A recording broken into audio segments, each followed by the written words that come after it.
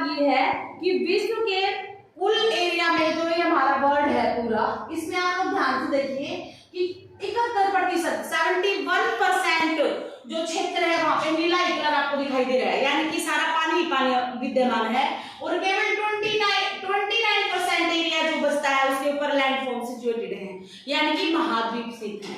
महाद्वीप और महासागर दो भागों में हमारी पृथ्वी बटी हुई है। तो बेटे महाद्वीप जैसे अलग अलग हैं पूरे विश्व में फैले, ऐसे ही महासागर भी अलग अलग है, एरिया वाइज इनके नाम दिए गए हैं। सबसे बड़ा जो महासागर है उसको हमने अब तक किया, वो क्या है? प्रशांत महासागर है, पैसिफिक ओशन। पैसिफिक ओशन के बाद है बेटा ये जो हमारा अटलांटिक ओशन, अंत महासागर, ठीक है। अटलांटिक ओशन, पैसिफिक ओशन में मुख्य रूप से जो है एक तरफ जो है उत्तरी अमेरिका और दक्षिण अमेरिका महाद्वीप है। इसमें मुख्य रूप से उत्तरी अमेरिका और दक्षिण अमेरिका के बाद रसिया, चाइना, जापान जैसे बड़े जो है भौगोलिक आधार पर फैले हुए देश भी अपनी मौजूदगी दर्शाते हैं। इसी प्रकार जो अटलांटिक ओशन इसके साथ लगता है, वहां पे भी अमेरिका का जो है पूर्वी भाग, दक्षिण अमेरिका का भी पूर्वी भाग और इस तरफ से पूरा यूरोप और अफ्रीका महाद्वीप अटलांटिक ओशन में अपनी मौजूदगी प्रेजेंट करते हैं, ठीक है। और ऐसे ही जब इसके बाद बारी आती है हिंद महासागर की, इंडियन ओशन। ये इंडियन ओशन है ना बेटे, इंडियन ओशन में केवल भारतीय उपमहाद्वीप ही नहीं, इस तरफ अफ्रीका जो का ऊपरी तट है, इधर जो है हमारा ऑस्ट्रेलिया का हिस्सा, और ये सारे जो नीचे के द्वीपीय देश हैं सारे के सारे, चाहे कौन कौन से देश इसके अंदर, सुमात्रा है, जावा है, बाली है, ये सारे के सारे देश जो है हमारे हिंद महासागर के साथ लगते हुए दिखाई देंगे आपको। ऊपर जो है अटलांटिक ओशन है जो बिल्कुल हमारे ध्रुवों की स्थिति है, यानी कि बिल्कुल कोल्ड एरिया, जिसको हम क्या कहते हैं, शीत कटिबंध भी बोलते हैं। अगर कटिबंध ऐसे ही नीचे जो हमारा सदर्न ओशन है, ये भी हमारे 90 डिग्री के आसपास का बिल्कुल सदर्न ओशन, इसको भी शीत कटिबंध में ही आता है। कटिबंध के आधार पर अगर हम महासागरों को बांटते हैं तो सबसे पहले अगर जो हमारा पैसिफिक ओशन है, पैसिफिक ओशन कौन कौन से दो कटिबंधों में सिचुएटेड है? उष्ण कटिबंध में और शीतोष्ण कटिबंध में। ऐसे ही अटलांटिक ओशन भी किस में? उष्ण में और शीतोष्ण में। ये दोनों महासागर उष्ण और शीतोष्ण में सिचुएटेड है। और हिंद महासागर किस में है? केवल उष्ण कटिबंध में सिचुएटेड है, उष्ण कटिबंध। जो हमारा ऊपर आर्कटिक ओशन है, आर्कटिक ओशन किस में है? शीत कटिबंध में स्थित है। और नीचे हमारा सदर्न ओशन, दक्षिणी महासागर जो है ये भी शीत कटिबंध में स्थित है। सारे ही जलवायु के आधार पर अगर हम बात करें, क्यों ये 0 डिग्री जो है इक्वेटर लाइन जो नॉर्थ पैसिफिक ओशन और साउथ पैसिफिक ओशन को देखिए दो भाग में डिवाइड करती है, ऐसे ही अटलांटिक को दो भाग में डिवाइड कर दिया। आप मैप के अंदर देखेंगे तो साफ साफ दिखाई देगी 0 डिग्री जो मेन लाइन है बीचों बीच इसकी गुजर रही है, ठीक है। लेकिन इंडियन ओशन जो है वो कहाँ तक रह जाता है? भारत की स्थिति आप सबको पता है, और वहां पे केवल उष्ण कटिबंध विद्यमान है, ठीक है।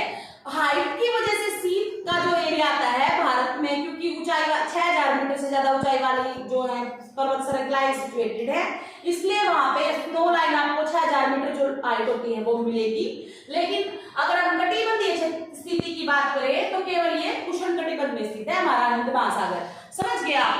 तो इस प्रकार से हम जितने भी महासागर हैं इनको कटिबंधों में बांट सकते हैं। अब इन महासागरों की विशेषता आप लोगों ने पिछली क्लासेस में हमने किया है कि महासागरों का हमारे जलवायु पे क्या क्या इफेक्ट होता है, क्योंकि महासागर है पानी का बहुत बड़ा सोर्स है और इनके पानी की वजह से कंडेंसेशन होता है। जलवायु के जो 5 कंपोनेंट है वो इफेक्टेड होते हैं। 5 कंपोनेंट कौन कौन से? तापमान, वायुदाब, आर्द्रता, वर्षा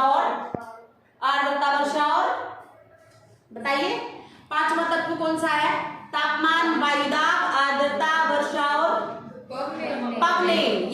ये पांचों इफेक्टेड होते हैं, जिनसे जो हमारे ओशंस हैं 71% जो जलवायु को प्रभावित करता है पानी, उसकी वजह से, ठीक है। तो ये एक बहुत बड़ा हमारे जीवन का सोर्स भी है। बेशक से ये पानी पीने के लिए उपयोग नहीं होता है, लेकिन इसी की वजह से कंडेंसेशन होता है, और कंडेंसेशन होता है तो जो महाद्वीपीय क्षेत्र हैं उनमें बारिश होती है। समझ गए आप? दूसरा, अगर हम वैसे बात करें हमारे इकोनॉमिक फैक्टर की बात करें तो इन महासागरों का योगदान तब से है जब एयरवेज भी जो है नजर में नहीं आए थे, टेक्नोलॉजी इतनी ज्यादा वास्ट नहीं हुई थी, तो उस समय में बड़े लेवल पे जो है महासागरों का प्रयोग किया जाता है, जो अब भी किया जाता है। हैवी जितने भी प्रोडक्ट्स हैं, हैवी जो मशीनरी है या अन्य दूर दूर के देशों से निर्यात आयात के लिए आज भी महासागरों का बहुत बड़ा प्रयोग किया जाता है। और जब टेक्नोलॉजी का विकास होना शुरू हुआ था उस समय महासागर सबसे ज्यादा अपनी एक विशेषता रखते थे। और इसका मैंने आपको उदाहरण दिया था पनामा नहर। पनामा नहर कहाँ पे, ये जो उत्तरी अमेरिका और दक्षिणी अमेरिका, पैसिफिक ओशन में उत्तरी अमेरिका और दक्षिणी अमेरिका को बिल्कुल एक ऐसा देश जो सेंटर आप देखेंगे बिल्कुल बीचों बीच से काटता है। इधर मैप में देखेंगे तो यहाँ पे साफ साफ आपको दिखाई देगा, ये देश जो है दो महासागरों को आपस में जोड़ता है। इस तरफ जो है अटलांटिक ओशन और इस तरफ जो है पैसिफिक ओशन। इस देश ने एक योजना चलाई, उसके आधार पे यहाँ से यहाँ तक एक नहर का निर्माण किया गया। मतलब इन दोनों महासागरों को जोड़ने के लिए यहाँ पे एक नहर का निर्माण किया गया, जिसका नाम क्या पड़ा, पनामा नहर। ये पनामा देश के मध्य से गुजरती है ये नहर, और यहाँ पे लिफ्ट के माध्यम से जो है इनको जहाजों को दूसरे अन्य महासागर के अंदर प्रवेश कराया जाता है। ये सारा का सारा मेन कार्य किस वजह से हुआ, आयात निर्यात की वजह से। यानी कि पैसिफिक ओशन का सबसे पुराना रोल इसमें आता है।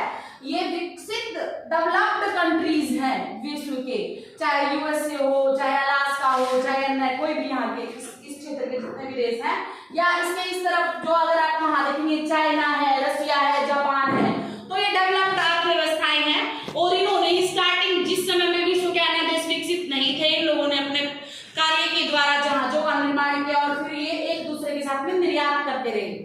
ठीक है, और इस निर्यात की वजह से उपनिवेशवाद की एक व्यवस्था जो उभर के आई, जिसकी वजह से बहुत से देशों ने अन्य देशों के ऊपर अपने कब्जे स्थापित कर लिए थे। और ये यूरोपियन कंट्रीज जो ये देखिए बिल्कुल अटलांटिक ओशन में सिचुएटेड है, यूरोप देख रहे हैं आप, अटलांटिक ओशन के साथ लगता हमारा यूरोप महाद्वीप। इधर देखिए यूरोप दिख रहा है आपको। यूरोप के सबसे ज्यादा पावरफुल जो कंट्री की हम बात करें तो वो कौन सी है, यूरोप में यूके क्या नाम है इसका, यूनाइटेड किंगडम। ठीक है, जो उस समय में जब ये यातायात की व्यवस्था की जो हम बात कर रहे हैं, बहुत मतलब सबसे ज्यादा जो ये आगे थे जिन लोगों की बात हो रही है, वहां पे यूके का कब्जा और उसके साथ में फ्रांस, स्पेन, मोरक्को, अल्जीरिया, जितने भी इटली, पोलैंड, ये आप लोगों ने जितने भी युद्ध जब कहीं पे भी पढ़ा होगा हिस्ट्री में या अन्य कहीं पे भी देखा होगा, ये सारे नाम बहुत सुने होंगे आपने। टर्की, यूक्रेन, आजकल भी यूक्रेन का मुद्दा छाया हुआ है ना। ये देखिए इधर यूरोप में दिख रहा है आपको, पोलैंड, जर्मनी, ये सारे देश, ये देखिए इधर दिख रहा होगा आपको साफ साफ, बहुत सारे छोटे छोटे सी हैं, सागर हैं।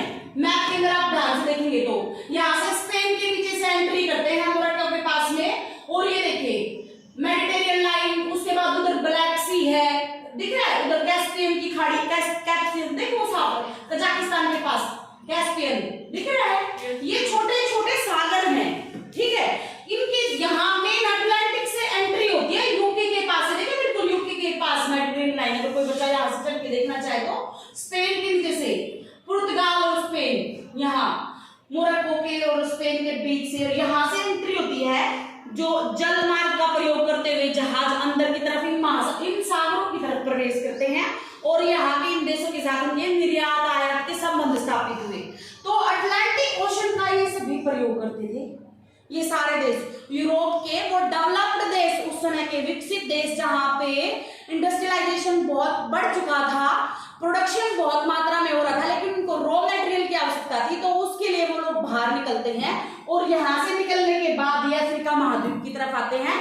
तो उस समय अटलांटिक ओशन ने अपना मेन रोल प्ले किया, इन लोगों को जल मार्ग के माध्यम से यहाँ से यहाँ और फिर यहाँ इस वाले पोर्शन जो हमारे उपमहाद्वीप भारत की बात हो रही है, यहाँ तक ये पहुंचते हैं।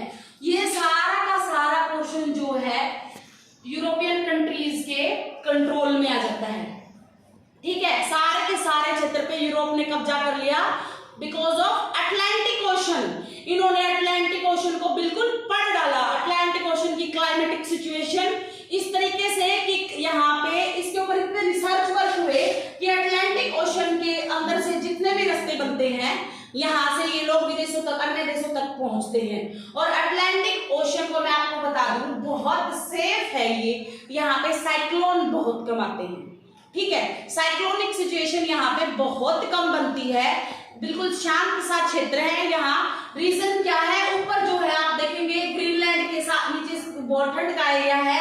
और यहाँ पे जो हमारा सदर्न ओशन का जो पोर्शन है, इस तरफ किसी भी प्रकार का ITCZ क्षेत्र नहीं बनता है। इस तरफ की जो मेडागास्कर की तेज चलने वाली जो हमारी जलधारा है वो इस तरफ एंट्री करती है, अंध महासागर की तरफ नहीं आती, हिंद महासागर की तरफ जाती है। मेडागास्कर आप देख रहे हैं ऑरेंज कलर की जो ये यहाँ से इस तरफ जाती है, तो यहाँ साइक्लोनिक सिचुएशन बहुत कम बनती है। और क्योंकि समुद्री मार्गों में साइक्लोन जो सबसे ज्यादा प्रभाव डालते हैं, उनकी वजह से वो अगर पॉसिबल नहीं है तो यहाँ पे यातायात करना बहुत आसान होता है। तो ये अटलांटिक ओशन एक तो साइक्लोन प्रभावित नहीं है। दूसरा यहाँ पे बेटा मैं आपको बताऊं, युद्ध संधियां हो जाती हैं और किसी भी प्रकार की कोई अन्य बाहरी हस्तक्षेप दूसरे देशों के यहाँ नहीं थे। तो ये यूरोपियन महाद्वीप के डेवलपमेंट में इसका बहुत बड़ा रोल है। ठीक है, इस क्षेत्र का जो एस की आकृति का दिखाई देता है, ठीक है, ऊपर से लैब्राडोर सी, नीचे से जो है इधर से आने वाली जो हमारी गर्म हवाएं हैं, ठीक है, वो ऊपर तक जाती है। प्लैंकटन का बड़े लेवल पे यहाँ पे भी जो है निर्माण होता है।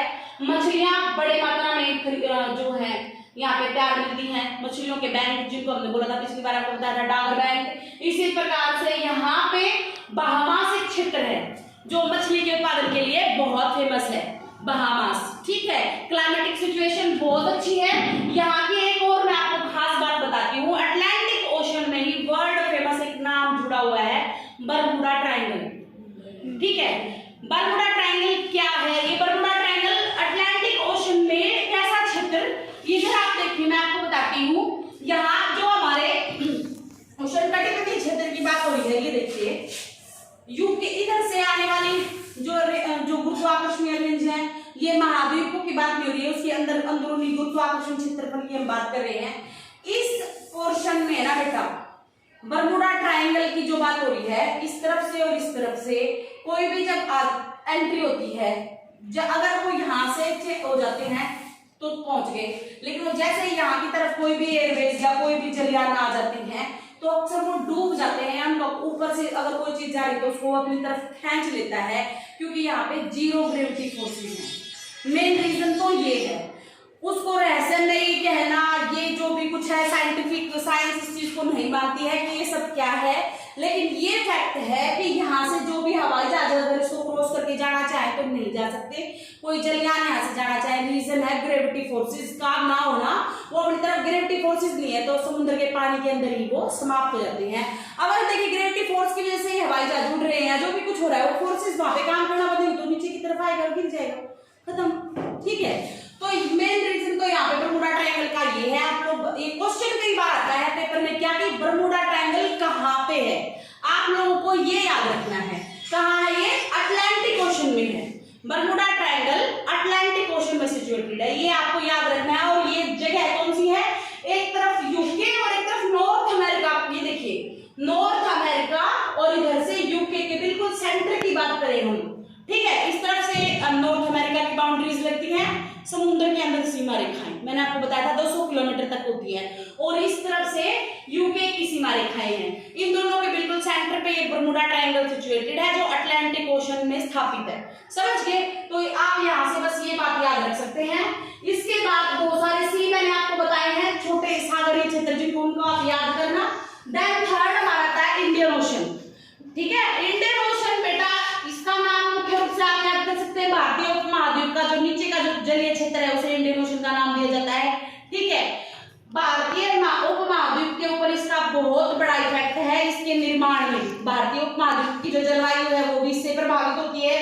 पिछली क्लासेस में मैंने बहुत कुछ आपको बताया है, यहाँ से क्या क्या जो हो सकती है घटनाएं वो सब बताई है। हमारा मानसून है, हमारा वेस्टर्न डिस्टर्बेंस है, वो सारी चीजें इसकी वजह से इफेक्टेड होती हैं। जो हमारा हिंद महासागर है, हिंद महासागर के जो मुख्य महाद्वीप, जैसे अभी तक मैंने अमेरिका और इनके बारे में जिक्र किया था, तो हिंद महासागर में एक तरफ तो देखिए इस तरफ अफ्रीका महाद्वीप लगता है, इधर जो है एशिया महाद्वीप और इस तरफ ऑस्ट्रेलिया। तीन मुख्य महाद्वीप इकाइयां यहाँ पे आपको देखने को मिलेगी, एक तरफ अफ्रीका, एक तरफ दक्षिणी जो है हमारा एशिया, और इधर क्या है ऑस्ट्रेलिया, ठीक है। दक्षिण एशिया के देश आप लोगों को पता होगा कौन कौन से हैं। दक्षिण, बड़ा फेमस सा क्वेश्चन है दक्षिण, है ना। हाँ, तो ये आप लोग याद रखें। दक्षिण एशिया के कौन कौन से देश जो हैं, इधर देखो आप, हिंद महासागर में लगते हैं। मुख्य रूप से भारत, पाकिस्तान, ईरान, दिख रहे हैं ना आपको, दिख रहे हैं। इधर म्यांमार है, या फिर नीचे श्रीलंका है, सुमात्रा है, जावा है, बाली, ये सारे के सारे सीमा रेखाएं इनके साथ में हिंद महासागर में इनकी मिलती हैं।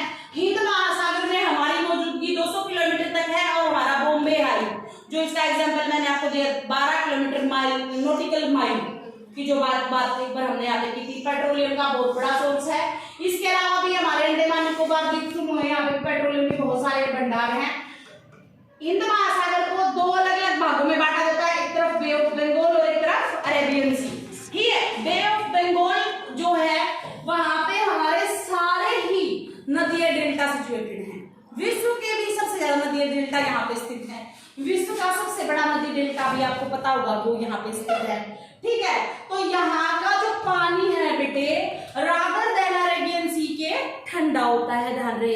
तो बे ऑफ बंगाल का जो पोर्शन है, ये तो साइक्लोन प्रभावित नहीं हुई है, लेकिन जो हमारे सबसे ज्यादा साइक्लोन आते हैं वो कहाँ आते हैं, अरेबियन सी में आते हैं।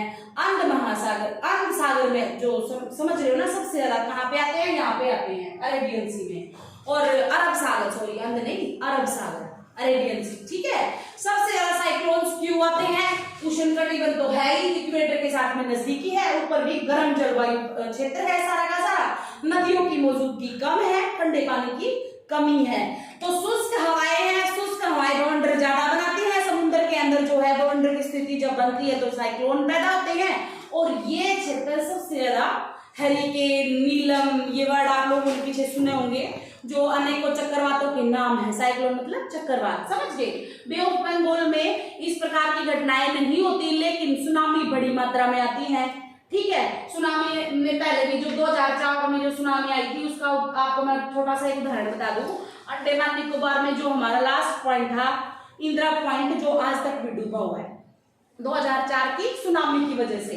और ये दूसरा बेटा, इंडियन ओशन की खासियत क्या है, यहाँ से इंडियन ओशन से हमारा सारा आयात और निर्यात होता है, ठीक है। इन अन्य देशों के साथ हम अपना ग्लोबलाइजेशन की वजह से एक दूसरे के साथ आयात निर्यात करते रहे हैं। बड़ा ही फेमस मार्ग जो है, यहाँ से चाइना भी चाहता था कि यहाँ नीचे से अपनी मौजूदगी दर्ज कराए, तो यहाँ से नहीं जा पा रहा। चाइना को ऊपर से आने की कोशिशों में आज तक लगा हुआ है, नीचे से, क्योंकि समुद्री संधियों की वजह से चाइना हमारा जो हिंद महासागर है उसमें प्रवेश नहीं कर पा रहा है, तो वो ऊपर से आने की कोशिश में है। और उसने क्या किया, पाकिस्तान को अपने कब्जे लेने में कोशिश किया। ऊपर से पाकिस्तान को खरीदते हुए वो कोशिश कर रहा है कि यहाँ इस क्षेत्र में प्रवेश कर जाए, और क्योंकि अगर वो इस क्षेत्र में प्रवेश कर जाएगा तो इस तरफ से आसानी होगी उसे यहाँ तक जो है अपना एक वजूद बनाने की कोशिशों में लगा हुआ है। यही रीजन है कि पाकिस्तान को बड़े मोटे कर्जे देके वो खरीदने की कोशिश में है किसी भी तरीके से। रीजन यही है, यहाँ से सीधे चाइना की एंट्री हो जाए। बहुत सारी उन्होंने पाकिस्तान के साथ मिलकर संयुक्त परियोजनाएं चलाई हैं, जल संधियां, नहरों के माध्यम से जो नदियां हैं मुख्य, उन नदियों पे डैम प्रोजेक्ट्स में पैसा लगा रहा है, ठीक है। गिलगित पाकिस्तान आप लोगों ने नाम सुना हो, वहां पे बहुत बड़ा पाकिस्तान का बांध बनाया जा रहा है, जिसमें सारा का सारा पैसा चाइना का लगा हुआ है, कि ताकि चाइना जो है इस क्षेत्र में अपनी पनडुब्बियां और जहाज जो है खड़े कर सके और भारत जैसे देशों के ऊपर अपनी निगरानी रख सके, ठीक है। तो ये जो महासागर अपना एक मेन रोल प्ले करता है, ठीक है। भारत के लिए इसकी क्या खासियत है, यहाँ पे हमारे जितने भी परमाणु संबंधित परीक्षण जो होते हैं बेटा, ये इसी महासागरीय क्षेत्र में होते हैं। हमारे जितने भी सैटेलाइट छोड़े जाते हैं, आप लोगों ने देखा होगा श्रीहरिकोटा, जो सुना ये हमारे बे ऑफ बंगाल के साथ लगता है, जो हमारा श्रीहरिकोटा यहाँ पे सिचुएटेड है, और यहाँ से ही हम सारे सैटेलाइट छोड़ते हैं। हमारे जो परमाणु परीक्षण जो होते हैं समुद्र के अंदर, वो भी यहीं पे होते हैं, क्योंकि भारत की बड़ी सीमा रेखा है इस क्षेत्र के अंदर, ठीक है।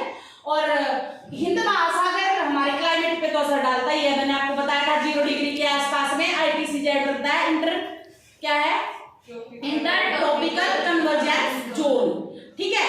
एक बहुत बड़ा क्षेत्र बनता है जहां से इसको हिंदी में क्या कहते हैं, अंतः उष्णकटिबंधीय चक्रवात, इसके नाम से समझ में आ गया होगा। यहाँ से जो है साइक्लोनिक सिचुएशन बनती है और हवाएं ऊपर तक उठती हैं और ऊपर जो हमारे पश्चिमी घाट से एंट्री करती हैं भारत के अंदर, पश्चिमी घाट यानी केरला की तरफ से एंट्री करती हैं और बड़ी मात्रा में बारिश करती है यहाँ पे, जिससे भारत की सबसे पहली मानसूनी बारिश होती है। कौन से महीनों में? जुलाई और अगस्त के महीनों में होने वाली जो वर्षा है वो ITCZ की वजह से होती है। और ITCZ कहाँ बनता है? इंडियन ओशन में 0 डिग्री के पास, ठीक है। 0 डिग्री से लेके 10 डिग्री चैनल तक याद रखना आपको, क्या है?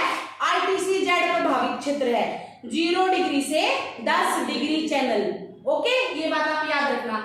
तो ये हमारे इंडियन ओशन की खासियत है बेटे। यहाँ पे हमारा पड़ोसी देश ऑस्ट्रेलिया भी है।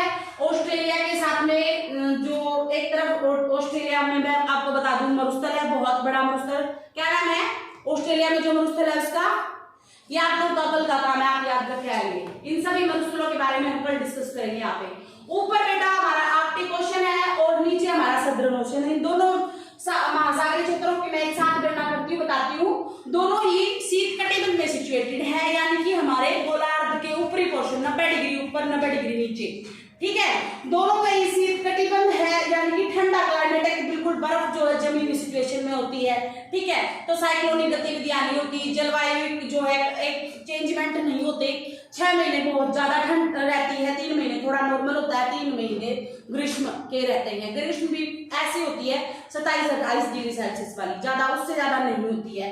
तो यहाँ पे बर्फ ऑलमोस्ट रहती है। तो जब 3 महीने के लिए बर्फ मेल्ट होती है तो इसमें एवलांच बनते हैं, ये बात आप लोग याद रखना, ठीक है। यानी कि कहीं पे पानी दिखाई दे रहा है, कहीं पे बर्फ के टीले पहाड़ दिखाई देंगे, ठीक है ना।